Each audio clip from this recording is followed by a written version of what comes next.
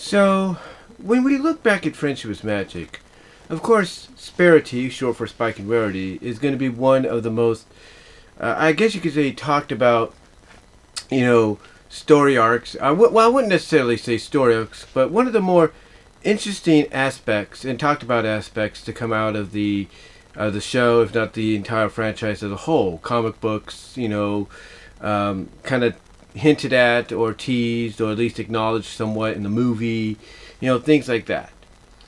Even in some of the little junior novels and all that, like Clarity, the one about Clarity and all that, the Case of Clarity.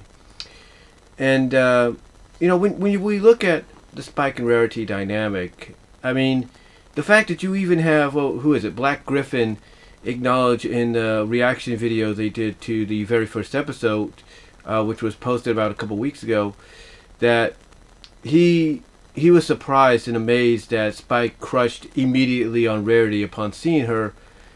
And I'll be honest, when I heard him say that, as I just checked something here momentarily, okay, everything's good, just want to make sure everything's alright. But when I heard him say that, I was like, so you're surprised, going back and watching this, you're surprised that that's when he crushed on her almost immediately? I mean, to me, it's like, well, what did you expect? That clip, that moment, has always been replayed every time the show has been talked about. And anytime people would talk about Sparity, or they would show highlights of the show and everything. I mean, what is that little special selection of episodes where they show highlights, compilations, if you will, of of episodes to tie in with the book that Spike and Starlight are going to give Twilight after her coronation. It's shown there. It's shown, like I said, when fans and other people talk about the show, it's highlighted a lot. So to hear someone like Black Griffin come out and say that he was surprised, that it happens right off the bat, it's like, well, what did you expect, honestly? But here's the thing, though, about the aspect of Asperity. I mean, there is no doubt that not a lot of people were for it. I mean, a lot of people felt that at first it didn't seem right, that you had Rarity, act the way she did, kind of acting like, in their eyes, she was manipulating Spike, getting him to do what, she wanted because she knew of his crush and everything. But I think before and even after Secret of My Excess, where pretty much it all came full circle somewhat under Lauren Faust's watch at that time, I think it all depends on how you view it. Sometimes you could say, yes, she did do some things, here and there that kind of, are questionable when it comes to her, relationship with Spike and everything. There's no doubt about that. There's no doubt about that. She did some questionable things. But in the end, it's like I've said before, they could have had Spike written, to the point where he acknowledges that he knows what Rarity's trying to do, and, that he doesn't want to have nothing to do with her because he feels that she's just using him. He could have easily done that, but guess what? He didn't, because he genuinely, yeah, I think that's how you say it, genuinely, whatever, genuinely wanted to help her out. He wanted to help her out because he basically had the same kind of, I guess you could say, element she did, and that's generosity. He basically had the element of a lot of the, I'll put it this way, he had the element somewhat of all the main six, just little pieces of those elements inside of him, which is why he was like that last element, a friendship that, was basically lifted into the air before Twilight gave off that final blast to, defeat the terrible trio. But, again, they could have had Spike at any time be written to say something like that, but again, they didn't do that because Spike's character, when it comes to friends like Rarity, is he genuinely wants to help them out. He wants to, be there to support them. I mean, we've seen it with Starlight. We've seen it with Applejack.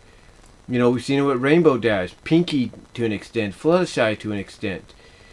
So, it's just one of those characteristics, for, someone like Spike that, yeah, you could, that you could have them say one thing to a character they have feelings for, but you know that that's not really them. And that's why, despite how people look at it, he never really argued that much with Rarity. I mean, when he had to be truthful, he was. Like in, what was it, the Inspiration Manifestation. He had to basically be truthful with her to break her out of that spell, that control that she was under. She basically had to be truthful with her to basically save her from that curse that she was placed under, even by the book, a book that he was willing to go and get for her because he wanted to help her, because he cared for her. So yeah, there are some aspects, again, depending on how you view it, that seem like Spike should have just stood up and told Rarity, no, enough's enough. I'm not gonna let you manipulate me anymore, because obviously you don't really care about me. But the truth is, he never did, because he was the kind of, his characteristic is the fact that he sees the kindness in her, he sees the generosity in her, and because he has deep feelings for her, more than that go beyond friendship, he's willing to, he was willing to help her out no matter what, what the situation was, no matter how manipulative it may have felt in the eyes of a lot of folks, he was willing to be there for her, and that was it.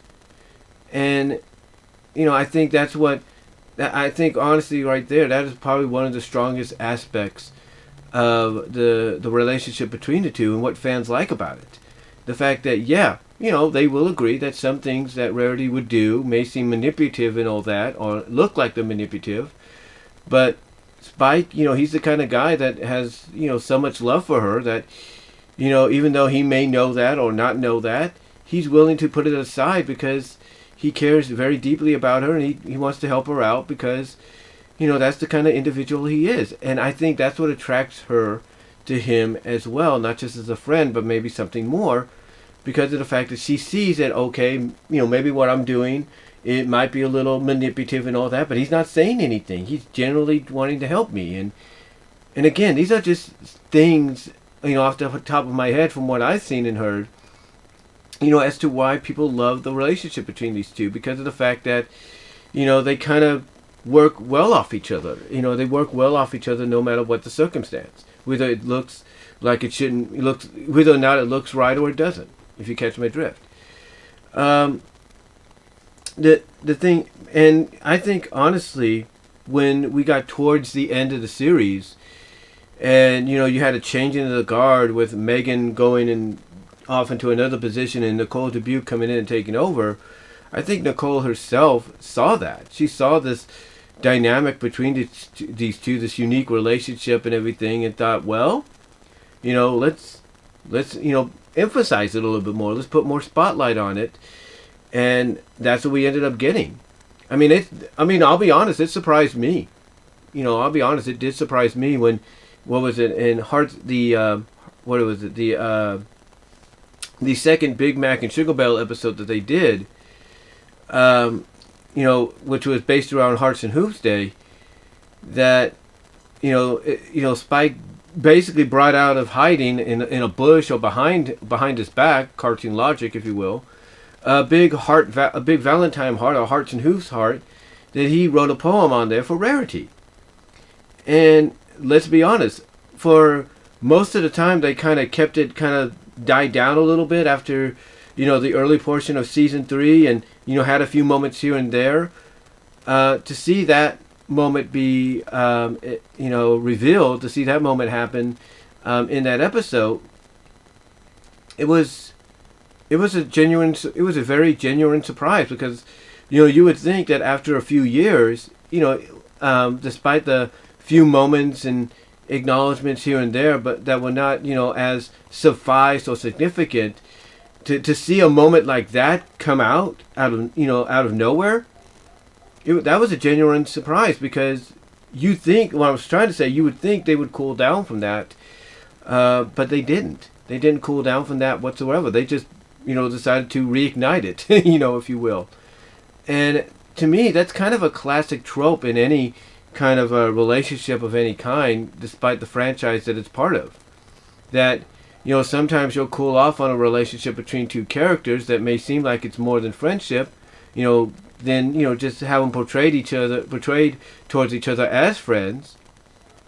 But then, when you least expect it, you suddenly decide, okay, we're going to bring that more than friendship dynamic back to the forefront for them, and it just comes out of nowhere. It comes out when you least expect it. And during this episode, the third Big Mac and Sugar Bell episode in the trilogy was one of those times. And then when you follow that up with Best Gift Ever, that was a surprise, somewhat. I think we all knew that, and the reason I say somewhat is because, as I was trying to say, I think we all knew that they might incorporate it, and they did.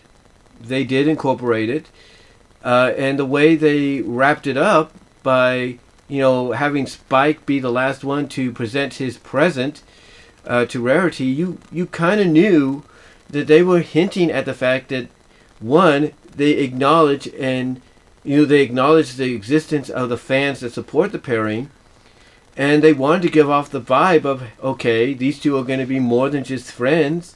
It may not seem like it for a bit, but here you go. We're going to give you a little something to tease the fact and leave it up to you, up to interpretation, where the relationship goes from there. And I thought it was a good move on their part to do that. And then when you look at season 9, there's various moments in there, like as I mentioned before, with Spike being caught up in that tree by that turtle, Rarity be the first one to run out of the group towards him, and then you see her pair off with him in Somerset's in the what is it, the summer sunset what is the summer setback or something like that, the sunset setback, or the summer setback, if you will.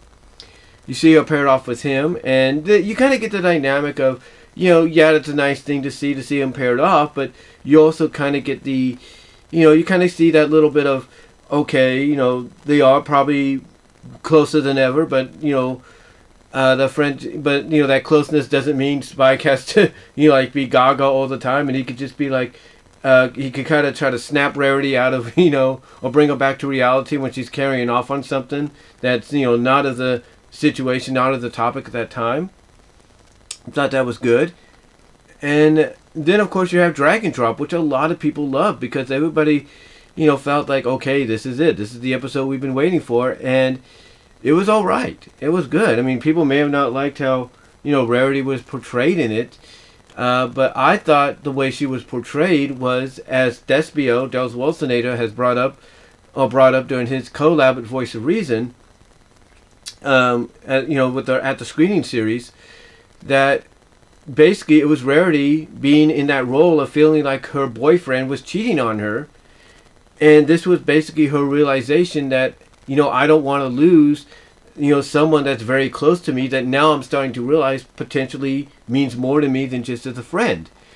And then the way you have it end, again, just like with Best Gift Ever, it's left up to interpretation, but I think a lot of people pretty much interpreted that ending as saying, yeah, these two are together. I mean, a good example of that is, you look at the season 10 continuation of the show in the comics, in the IDW comics, and the way they basically worked off of Cheese Sandwich and Pinkie Pie's connection there, and the way they hinted at the fact that, Pinkie Pie wanted to tell Cheese how she truly felt, and vice versa with him to her. That's a good example of how you kind of got, you got what you did in Dragon Dropped, especially the ending, if you will. It's basically left up to interpretation of whether or not they became more than just friends. The same with Pinkie and Cheese Sandwich, even though we pretty much know in the last problem that that's exactly what happened. They became an item. So yeah, there's a lot of moments. I mean, speaking of last problem, you have during that song sequence, one of the first group shots during the song sequence when they're back in Ponyville, you have Rarity right next to Spike and she's looking up at him. You have her walking off a little bit during the song and Spike's walking, a little after her or a little right next to her. Then you have her right next to Spike or coming from behind Spike and being right next to him. You know, these are moments that, again, just like with Pinky and Cheese Sandwich in the comic, even though it's not straight up, acknowledged that they became an item, these little moments here and there are pretty much in the same kind of vein, if you will. Maybe not identical, but very similar.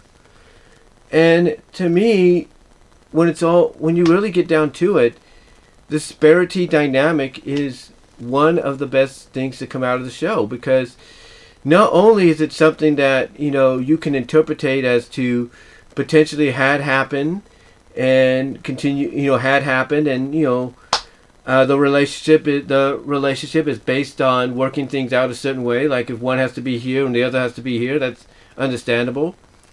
I think honestly, when they decided to go with this idea of Spike having a crush on Rarity and evolving it from there, I thought it was a good move. I thought it really was, because again, what they went basically the direction they went with was, you had a cooling down process for a bit with a few moments thrown in here and there, like I said, and then when nobody expected it to happen in season 8, and you brought it back the way you did, during the second episode of the Big Mac Sugar Bell episode, it was a huge surprise. It was a very big, huge surprise for a lot of folks. So, and fans, most importantly. So, it was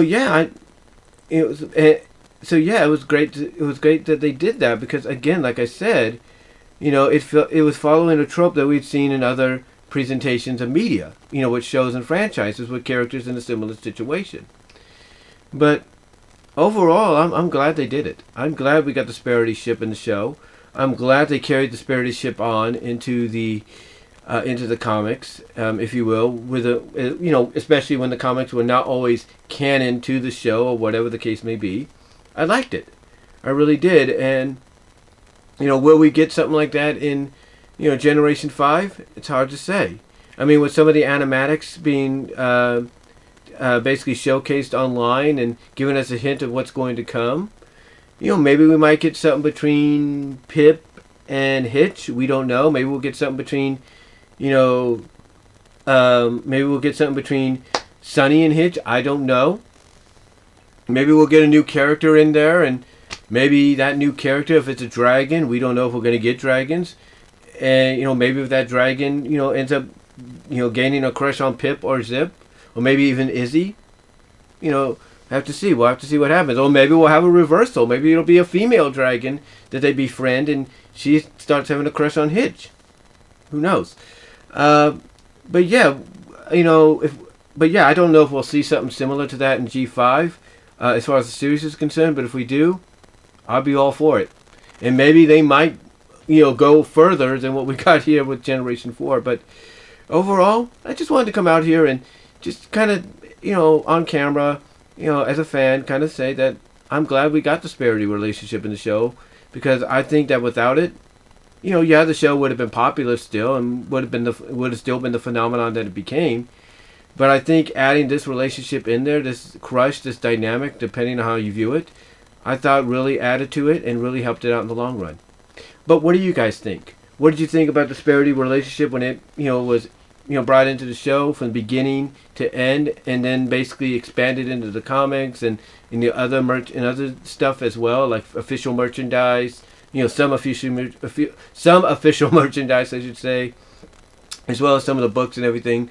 What are your thoughts on it? Comment down below. Live chat during the premiere. Like the video. Check me out at my Teespring store. Also check me out at BW Roses on Patreon. Check me out at BW Roses Discussions on all your favorite audio podcast locations except for Pandora. Check me out at BW Roses at Venmo, as well as check out my Venmo page if you want to help donate that way as well. So until next time, guys, I will talk to y'all later.